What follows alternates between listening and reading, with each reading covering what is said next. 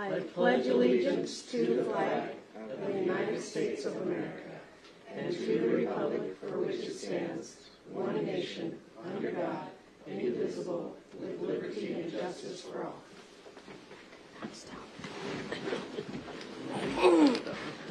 These chairs will take you out.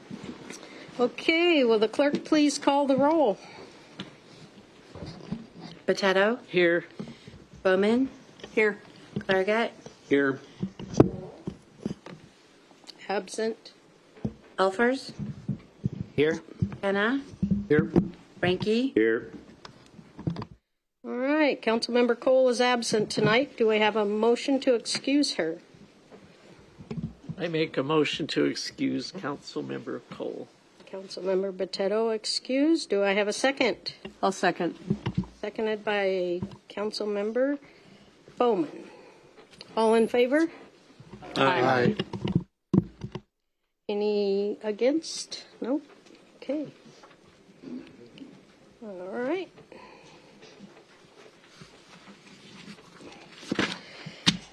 Consent agenda. Will the clerk please read the consent agenda? Item number 1, PSC Up and Go electric vehicle chargers at the wastewater treatment facility. Item number 2, Maple Street pedestrian signal and citywide backplates construction contract award. Item 3, wastewater treatment facility intrusion and access control contract award. Item 4, approval of the meeting minutes from the February 3rd, 2025 regular council meeting and the study session from February 10th, 2025. Item 5, approval of the checks and electronic payments in the amount of $3,652,657.07. All right, Deputy Mayor Bowman, would you please make a motion to adopt the consent agenda? Yes, I would like to make a motion to adopt the consent agenda. Thank you. Do I have a second? I'll second. Seconded by Councilmember Kenna. It's been moved and seconded to approve the consent agenda. Would any council member wish to remove an item? All right. Seeing none, all in favor? Aye. Any opposed? Passes unanimous.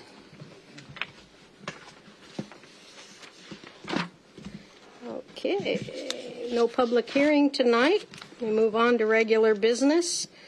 Unfinished business, resolution number 1713, 2026 to 2031 6-year transportation improvement program annual update. Councilmember Clairgett, would you like to make a motion?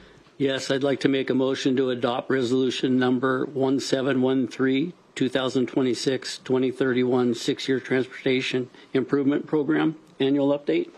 Thank you. Do I have a second? I'll second. Seconded by Councilmember Kenna. And I will call on Courtney Luttrell. There she is. Good evening, Mayor and council members. Good evening, Mayor and council members. The item in front of you is resolution number 1718. The resolution is for adopting the 2026 to 2031 6-year transportation improvement program annual update, also called the 6-year TIP. Per state law, the city is required to update this plan each year and file a copy with the State Department of Transportation. I have a slideshow to highlight 3 of our upcoming projects. The first one is Stewart Road Bridge replacement. Construction began actually last week with some demo of existing houses. Our Washington Street Preservation Project, this is currently in design with construction anticipated in early 2026. And Hops Alley with construction anticipated to begin this spring. This item was previously brought to council at the January 27th study session, and a public hearing was held on February 3rd at the city council meeting. I also want to mention that the dates for Hunt Avenue have been updated in what will be signed per discussion at the study session, with design happening this year instead of 2030 as originally indicated. And with that, I'll be happy to answer any questions. All right, so there'll be no comments from the public due to a public hearing. Do we have any comments from the council? Seeing none, will the clerk please call the roll? Bowman, Yes. Potato, Yes. Elfers, Yes. Hannah, Yes. Clairgett, Yes. Ranky. Yes. Passed unanimously, 6-0. All right, passes unanimous. All right, public comment. Limit of 3 minutes. Michelle, will you please read the rules for public comment?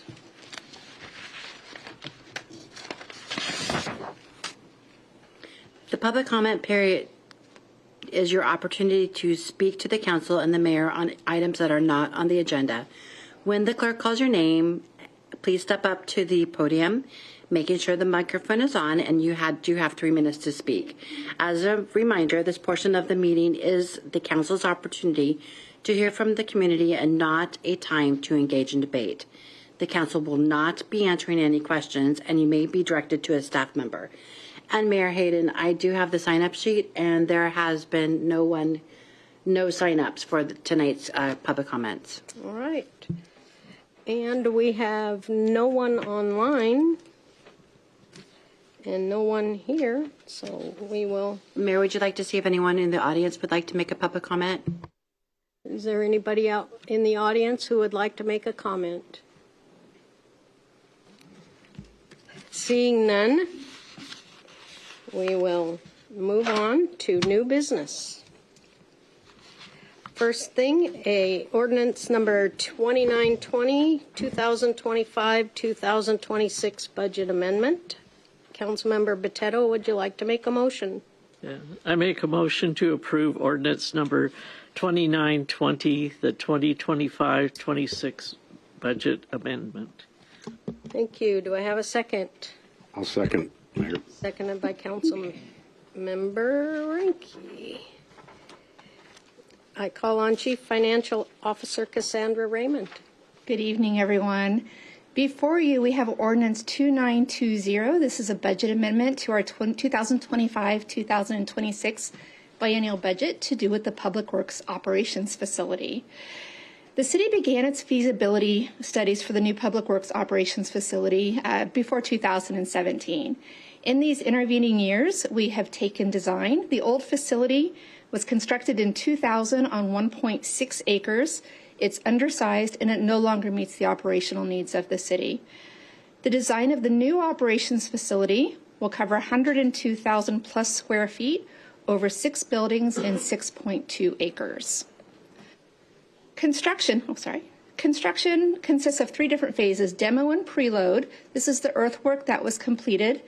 We also have the construction of the decant facility on the north parcel. That's anticipated to be completed later this spring, and then construction of the main facility.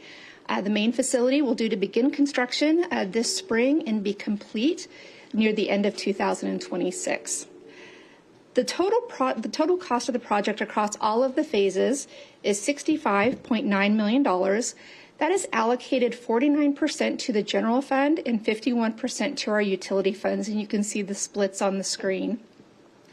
That allocation came about from an analysis looking at not only the square footage of the overall site and the buildings, but also the number of FTE and the function use of the various components of the operations facility. When we were looking at this project, staff explored multiple ways of putting together a funding package for this project. We looked at low interest loans through the federal government, the USDA program, which we were not eligible for. We explored using private capital financing, and really what it came down to was the most fiscally responsible thing to do was to fund this through a package of low interest loans through a bond anticipation note and a Public Works Trust Fund, as well as proceeds from the sale of the Sumner Meadows Golf Course for the governmental portion, so that's the non-utility portion, and then revenue debt for the utility portion. We've reviewed this plan over multiple sessions with City Council, most recently being December 9th, 2024, when we approved the construction contract for the operations facility, and then February 10th of this year in study session. Our project summary, we are asking to appropriate $27,414,048 from the Capital Reserve Fund. This is the fund that the proceeds from the Sumner Meadows Golf Course sale were deposited into. That $27.4 million will pay for the governmental portion of the facility, as well as the non-stormwater related work on the north parcel, which is where the decant facility is located. What this ordinance specifically does, it transfers $2.1 million from the Capital Reserve Fund to Fund 200, which is our debt service fund, to retire the governmental portion of the bond anticipation note that was used for the demo and the preload, the earthwork. It also transfers $25.3 million out of those proceeds to Fund 325, which is our capital facilities fund, for construction costs of the main facility. In Fund 200, we'll recognize that $2.1 million transfer from Fund 004 and also recognize a cash receipt from a water sewer revenue bond that is the subject of our next ordinance for the utility portion of the bond anticipation note debt service, and then recognizing the $4.3 million payoff of that bond anticipation note. That ban was always intended to be paid off when we issued the long-term financing for the operations facility. And then in Fund 325, recognizing the $25 million transfer from Fund 004, recognizing a $25.5 million debt issuance, and then program the overall expenditure of $50.9 million for the capital construction costs. What that looks like in the amendment at a glance, it's a lot of numbers, but it really is, there's numbers flowing really in between three different funds, our capital reserve fund, our debt service fund, and our facility capital fund. So we can see here the revenues, the transfer ins equal the transfer outs, and then the overall change to fund balance. With that, I am happy to answer any questions. All right. Any comments from the public? Any questions from the council or comments? Nina, you must have did your job. We've talked about this a lot. Yeah, I know. All right. So will the clerk please call the roll? Clarigat, Yes. Kenna, Yes. Potato, Yes. Ranky, Yes. Elfers, Yes. Bowman, Yes. pass 6-0. Thank you very much. All right, passes unanimous. All right, next thing up, ordinance number 2918, Delegation Authority 2025 Revenue Bonds, Public Works Operations Facility. Councilmember Ranky, would you like to make a motion? Yes, Mayor. I would like to recommend adoption of ordinance number 2918, Delegation Authority 2025 Revenue Bonds, Public Works Operations Facility. Thank you. Do I have a second? I'll second. Seconded by Councilmember Kenna. All right, and I call on Chief Financial Officer Cassandra Raymond again. Thank you, Mayor. Part two. So first, I'd like to welcome virtually Dave Tragesser from DA Davidson. You met him last week at our study session. He's joined us virtually. He is the underwriter for this bond issue. As well, we have on virtual Cynthia Weed from K&L Gates. Cynthia will be doing us the grace of being our bond counsel for this debt issuance. So this is Ordinance 2918. This is our 2025 water sewer revenue bond to fund the Public Works Operations Facility. As we've talked about, the funding matrix for this project had several different components. The facility earthwork was funded through a bond anticipation note. The decant facility, so this is the stormwater portion of the facility on the north parcel, was funded with a Public Works Trust Fund loan. The additional earthwork on the north parcel, so this is the amount that was not related to the stormwater facility specifically, but is more overall general facility related, was local funds and the bond anticipation note, and then the actual facility construction. We have local funds, golf course proceeds from our prior ordinance, and then long-term debt financing. We discussed this in our study session at our last study session. What this ordinance does is this ordinance will delegate to city representatives, those are named in the ordinance as the mayor, the city administrator, the deputy city administrator, and myself, the chief financial officer. the authority to complete the terms and finalize the sale of bonds within a certain set of parameters. Those parameters are a maximum aggregate par of $29 million. The final maturity date is no later than 30 years from the date of issuance, with a maximum interest rate of 6.00%, with a maximum true interest cost also not to exceed 6.00%. The authority granted under this ordinance will expire on February 1st of 2026. And the delegation bond ordinance is the only action that is needed by the council in order for us to finalize and issue this debt. With that being said, the next time you'll actually see this is after this issuance closes. I will be back before you at your next meeting to communicate what the final terms of the debt was. So next steps, we are estimating closing in April 2025, and then of course reporting the final terms to City Council upon the closing, and then constructing the facility spring 2025 through late 2026. With that, I am happy to answer any questions, and again, we do have 2 guests virtually if we have any technical questions on the debt issuance. All right. Any questions? No? Seeing. Council member, go ahead. Oh, I was just going to ask if you can get a 4% interest rate, please. I would love to. I will try my darndest. Yes, the lower the better. All right. Okay. Will the clerk please call the roll? Alfers, Yes. Ranky, Yes. Bowman, Yes. Thurgett, Yes. Potato, Yes. Canna. Yes. Passed unanimously, 6-0. All right. Thank you very much. Thank you. Okay, off to ordinance number 2919, amending Sumner Municipal Code 12.30.040, truck routes established. Councilmember Elfers, would you like to make a motion? Yes, I'd like to make a motion to adopt ordinance number 2919, amending Sumner Municipal Code 12.30.040, truck routes established. Thank you. Do I have a second? I'll second it. Second by Councilmember Clergett. I call on Courtney Luttrell, Assistant Engineering Manager. So ordinance 2919, which is the updating of SMC 12.30.040, is updating truck routes within the city of Sumner have been established and indicated in the Sumner Municipal Code Chapter 12.30 titled Truck Routes. Recently, there have been some street names that have been updated, which has made some of the code language inaccurate. This code update is to update those street names and then also add a new truck route segment. And I'll be happy to answer any questions. All right. Any comments from the public?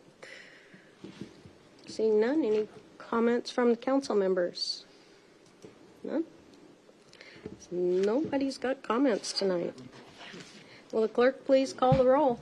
Ranky, Yes. Canna, Yes.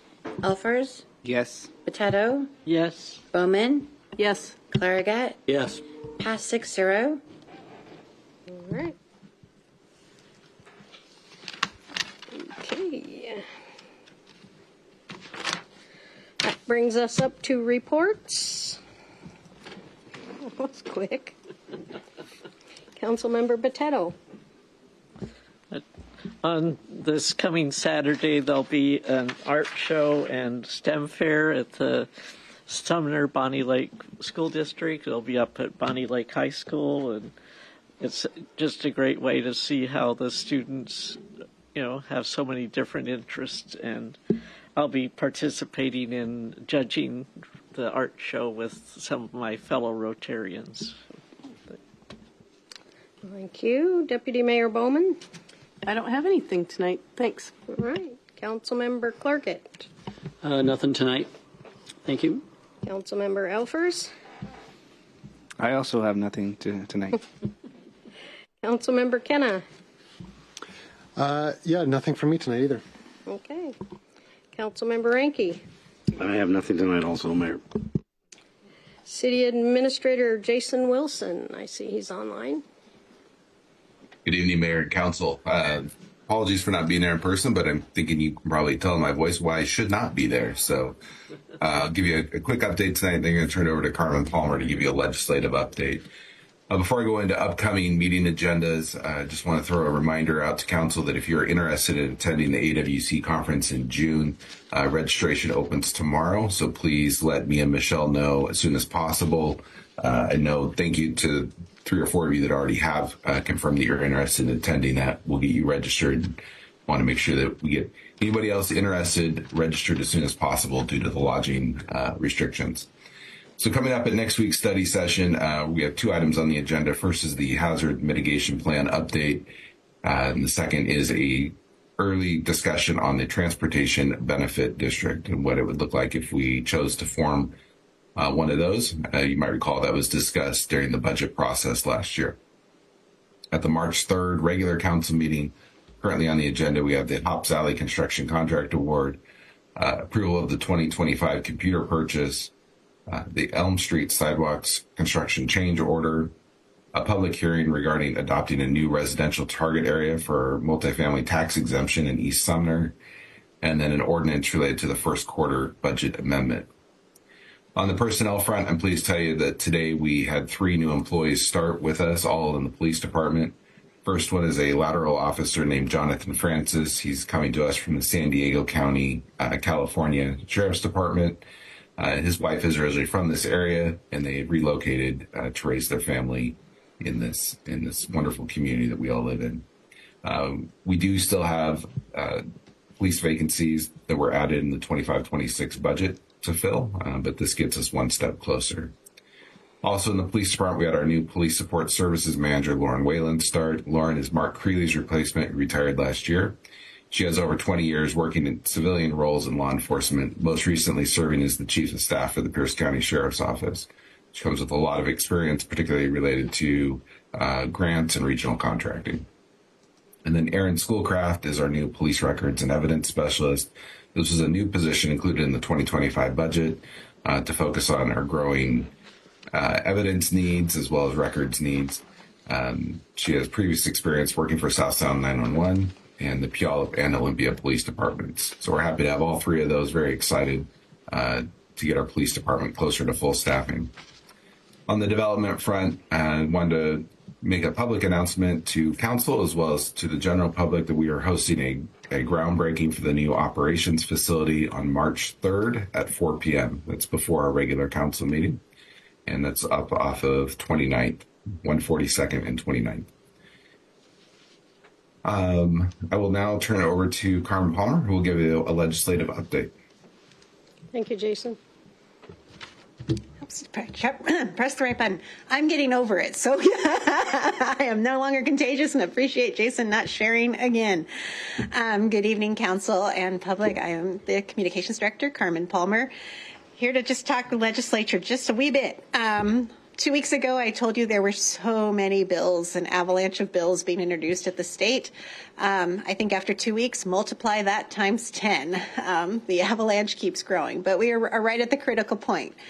Friday is the cutoff day. Any bills that do not move out of committee are considered dead for this session. So hopefully we can start to see through the avalanche and kind of hone in on the ones that are gaining traction. That said, some have already been moving even before the cutoff. So I want to focus on those rather than give you just a laundry list of numbers that will quickly be hard to retain. Parking is actually in play this week. We already talked last time about House Bill 1491 that focused on transportation-oriented development, that Ryan Windisch had suggested an amendment that would help better size this effort for Sumner. There is also Senate Bill 5184 that actually already moved out of committee, and hearing some chatter that may go for a vote on the floor this week.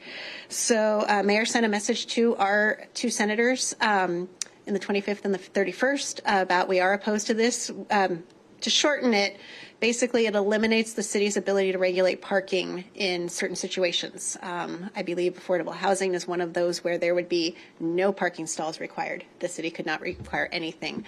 We were pointing out to our senators that while that might help business on the developer side of things, that does not necessarily help our other existing businesses who would try to exist around that building where people are trying to use up the street parking to park and take it away from other people. So, trying to help them find that balance. It was a bit ironic. This morning we were doing the employee parking passes for our downtown association, and there's only so much parking to go around. And so this would definitely complicate that situation. House Bill 5148, this actually would have the housing elements of a comprehensive plan going to the state. I think I mentioned that one 2 weeks ago. A little concern over that, just a lot of extra red tape. Also just that idea that our own residents and businesses who came to all of those public meetings and provided their comments into our comprehensive plan over the last 2 years, that their voices could be disenfranchised by state staffers who just decide they don't like it or want to change it or want to edit it. So we have concerns with that. The mayor signed in as opposed for that for today's hearing. House Bill 1252 is a good one, accountability for judges with pretrial release. Actually, Deputy Chief McCurdy testified on this in favor. There is a short clip of that on Fox News. Local Fox News, Fox 13. Should probably clarify that. This bill would require the court in such circumstances to specify in written order the rationale for releasing an adult or juvenile on personal recognizance, declining to offer electronic monitoring, or setting bail or a probation bond that is less than what the prosecutor recommended. The reason Deputy Chief McCurdy was testifying, not just in general, but also using the Winco parking lot situation as a very specific example. So we'll see what happens with that. There is a new one that has a hearing this week, House Bill 1710, that I have to go look at the ins and outs of it, but on the initial hearing, it seems to increase the opportunity for voters to sue local government if they don't like how an election goes, because whoever likes how an election goes. So we're just worried about the liability on the city on that one. So again, we'll see what happens. There were so many bills, as I mentioned last time, not to rattle off all the numbers, but just, an update for police being able to speak with juveniles who are witnesses to a crime, not necessarily suspects, prevailing wage requirements, use of REIT funds, requiring transitional and affordable housing in all residential zones, requiring businesses and cafes in residential zones. There's a lot. So we will focus in on you in our next update on which ones survived. We will hold the others as well, though, because this is the long session, which means next year will be the short session, which, if I understand my legislative process correctly, means that these bills, if they die in this session, could come right back where they were in the second session. So we will use this actually to craft your 2026 legislative agenda looking ahead. Just one other item, we did submit our local capital projects ask for Stewart Road Bridge funding through the House with Representative Stokesbury and through the Senate with Senator Fortunato. So cross your fingers. And we are working on a day in March to visit our legislators. So stay tuned on that. Jason, did I do it okay? I think you hit it all, and happy to answer any questions that council may have. Any questions? No? Yeah, Carmen, I can't recall the bill number, so forgive me, but the one on transit-oriented development that Ryan was submitting comments on about the quarter mile versus the half mile within a transit station. Do we have any idea of whether that had any momentum behind it, would be received well, or is that still kind of in the process? I know, right. We submitted that recommendation to Senator Jacobson. I was trying to remember House, Senate. I was trying to get confused. And she replied quickly. We appreciated it. She gave us a quick reply saying thank you. She appreciated and understood the reason for the amendment. She was going to introduce it. What I did not follow through on is what happened when she introduced it. Do you know anything? Nothing new, but thank you. We'll check on that. Anybody else? All right. Thank you, Carmen. Thank you. All right, so we appreciate our state legislators in the 31st and the 25th districts for keeping in touch with us and listening to our feedback on all the bills that are being introduced and considered at the state level. There's a mountain of bills being introduced this year. We do have a hygiene drive going. The community summit returns on the 13th of March, and we are doing a hygiene, that's a hard word to say, hygiene drive that is also a competition between the valley and the hills. So if you want to beat Bonnie Lake, I'm sure nobody from Bonnie Lake is listening to this. Drop off personal hygiene items like toothpaste, shampoo here at City Hall in the lobby. And it's always fun to have a friendly competition with our neighbors in Bonnie Lake. Real winners are the people who need the items and are given the items after it's over. So with that being said, we have no executive session tonight. And I will close this meeting at 6:31 p.m.